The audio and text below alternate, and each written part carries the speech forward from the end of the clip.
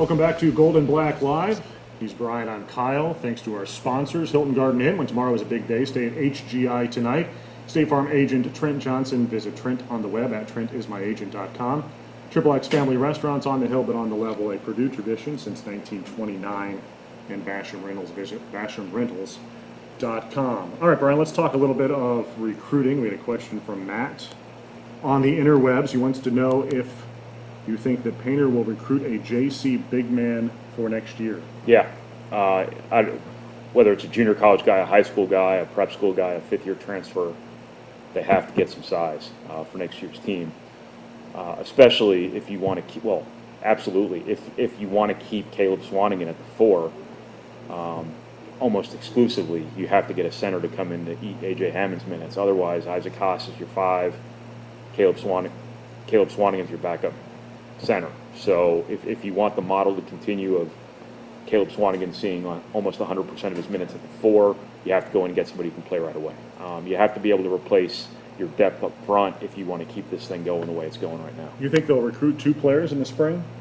It's possible. They're going to have some scholarship room to play with. The other thing to consider is that this 2017 class isn't going to be very big, and I don't know if you want to compromise that necessarily. But at the same time, you have Isaac Haas, you have Caleb Swanigan, presumably next year. You have Vince Edwards, presumably. I'm going to say that about everybody. I don't think we have any reason to believe anybody's leaving. You have all the makings of a good team again next year on paper, assuming you don't get completely wiped out by early departures, which it doesn't look like you're going to. You have to make your decisions in the spring to make next year's team as good as possible if you feel like you have a pretty high ceiling. Even if you don't, you have to make that team. You have to make your decisions based on the short term, not the long term. Yeah. So if they can find players who can make them really good next year, they're going to take those players. Football recruiting, a couple of commitments here over the last week or so. Signing day is less than a month away, but Purdue's at, 16 total, including the 4 guys who signed at mid-year. Maybe some room for a couple more. The latest 2 being Lorenzo Neal, the defensive tackle from Houston, and Terrence Landers, the wide receiver from the Dayton area. Yes. A couple of guys who top of the list, right, for Purdue when they were maybe putting together guys they wanted back whenever these guys were there. Yeah, like we said on the site this week after Purdue got Lorenzo Neal and Terrence Landers, these were A-list guys for Purdue. These were among their top offers at their positions. It took them a while to get them. The complexion of the recruitments, one way or another, changed quite a bit. Purdue wound up with them. So anytime a coaching staff gets the first guy, the guys that picked first at their positions, that's always a pretty positive thing. The important part then is that time tells you ultimately that the coaches had the right guys on their A-list. Obviously, you don't know that in recruiting until years down the line, but Purdue got the guys that wanted at a couple of important positions.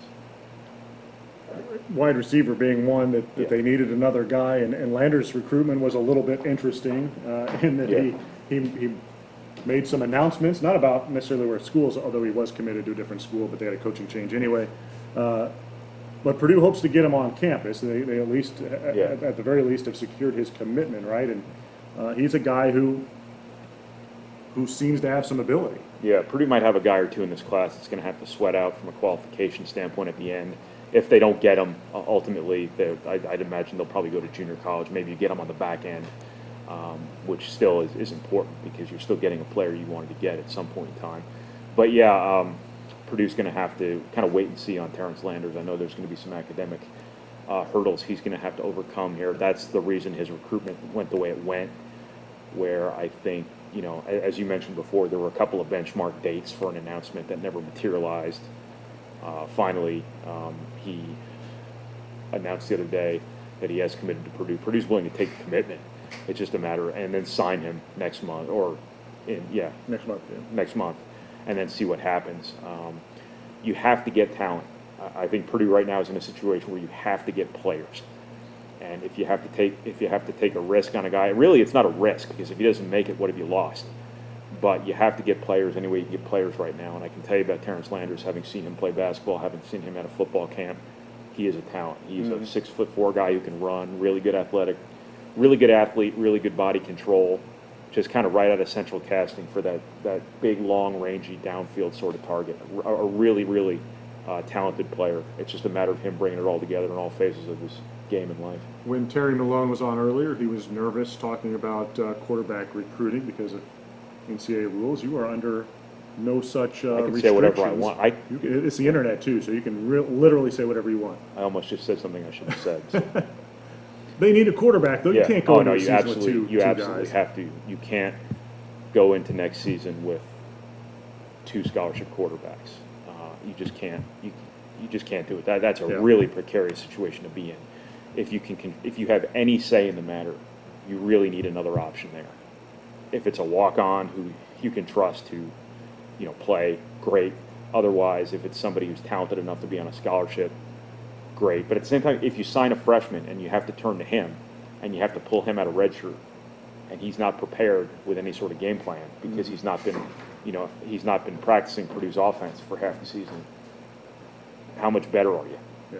But you have to have an emergency option. And right now, Purdue, if one of those guys gets hurt or something happens to one of them, the other one goes in, you have no backup right now.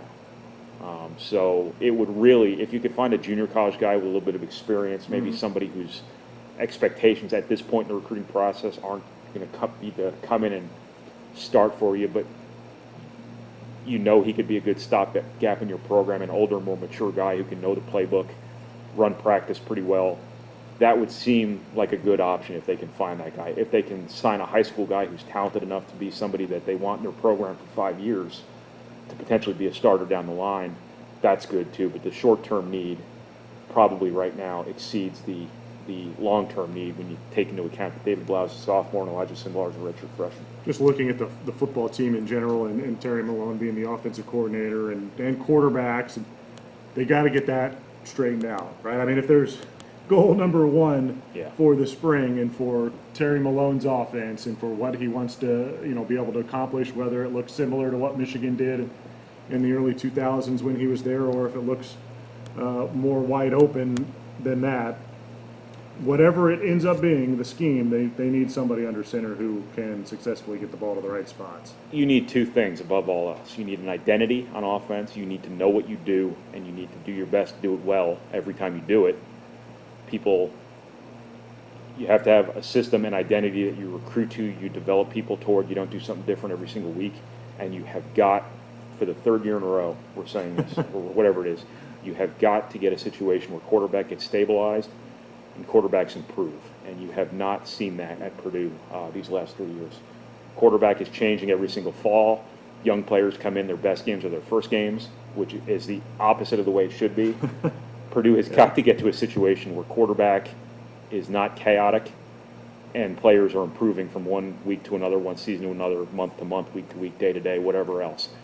It's just you are not going to do anything as a program offensively if you cannot get those 2 things established. He has some personnel positives, I think, Markel Jones at running back and DJ Knox there as well. I think the outside receiver showed some improvement late in the year last year, but there are a lot of concerns too, I think. And the tight ends too, I think, are, potentially a strength because he had a couple young guys there who might be able to develop. The offensive line, though, is a concern. One, area of Tackles. concern that they're trying to alleviate at least a little bit in recruiting. And, that if you're trying to run a more traditional offense, you need, as he said, even with Drew Brees' teams and they were running things a little bit more spread out, those offensive lines were pretty good. It's really hard in the Big Ten to get cute, to succeed by getting cute. Systematic stuff works to an extent, but at the end of the day, you have to block, you have to tackle, you have to do all that stuff. Purdue obviously has some question marks on its offensive line right now. It's going to probably need 2 tackles. We're assuming Cameron Serban is moving inside the center. That would open up 2 tackle positions. We don't know that for a fact. That's just me speculating right now. So Purdue's going to have to be able to compete at the line of scrimmage. If you can't do that, it's going to be hard to run the ball. It would seem like Markel Jones and DJ Knox are a nice combination, a nice foundation for a running game. But quarterback is obviously the biggest piece. It is for almost any offense. At Purdue, obviously, its offenses have struggled when quarterback has struggled, and quarterback has constantly been struggling because you're constantly shuttling young players to the field, one after the other, and then they're not improving over time. Just a couple minutes left in the show. If you have any last-second questions for us, be sure to fire those in right now. We'll try to get to them. Rick Mount was back in town for that Iowa game. Everything up until his speech was almost magical, I think, that first half, and Purdue looked so good, and Mount came out there on the Mackey floor and gave his speech. What was that moment like, being in the arena then with, arguably the greatest shooter, Yeah. certainly in Purdue history, and maybe in all of college basketball? It was a really cool, historic day for Purdue. You always want your family united, you want your circle tight, and that's been kind of something that, maybe doesn't affect the program at all, but it's just something that's always been out there that you would really like to see rectified. I think it was something that was a long time overdue. I think we all come to a point in our lives where sometimes with things we realize that life's too short. I think it was good for him maybe to take that step. I can't speak for him, obviously. I don't know the man, but I just think it had been, it's got to be a burden carrying something like that around for so long, regarding something that was been such a big part of your life, such a big part of your identity. So it was just a really good thing for him, I would have to think, and a really good thing for Purdue to bring back, one of the greatest players in its program history, if not the greatest player in its program history. What was really neat about the response at Purdue was that he got a standing ovation, one of those long, extended ovations that kind of go in cycles. And what percentage of the people in that arena saw Rick Mount play? 10%, 15% maybe. And so that really speaks to his legend, that this oral history of Rick Mount has really permeated throughout kind of generations of fans. You got anything else? I can just keep talking if you want, because a couple more. I don't know. I have nothing. No, it was just a great moment. Unfortunately, Purdue didn't hold up its end there in the second half, but doesn't diminish, I don't think, that moment with him back in Mackey Arena. Right. So Purdue and Illinois on Sunday, 6 o'clock over there. Central, I believe. Maybe? No, 6 o'clock No, I Eastern, think I'm it's sorry. Eastern. I don't know. In the afternoon, late afternoon, early evening. Game Purdue should win, but in the Big Ten, you never can take anybody all that lightly, right? Correct. Any game, any road game in the Big Ten, Rutgers aside, is a difficult game. Just a difficult places to play, situations teams have to handle to be successful. With that being said, the Michigan team Purdue beat by 17 last night went into Assembly Hall, State Farm Center. We're going to do that over and over again. A couple weeks ago and won pretty easily. Here on this show, though, we are hugely excited that Rutgers is in the Big Ten because our ad revenue since adding Rutgers has I get to go home on this show, Yeah. shot through the roof. I'm the only writer in the Big Ten whose favorite road trip is Rutgers. Literally, I'm the only writer in the Big Ten whose favorite road trip is Rutgers. Even the Rutgers beat writers, that's not they don't like staying at home. All right, Brian. Thanks to our sponsors, Hilton Garden Inn. When tomorrow is a big day, stay at HGI tonight. State Farm agent Trent Johnson. Visit Trent on the web at trentismyagent.com. Triple X Family Restaurants on the hill, but on the level, a Purdue tradition since 1929.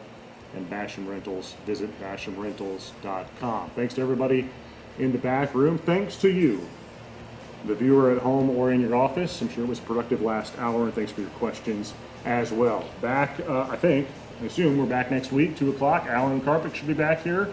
I should be back over there where I should be.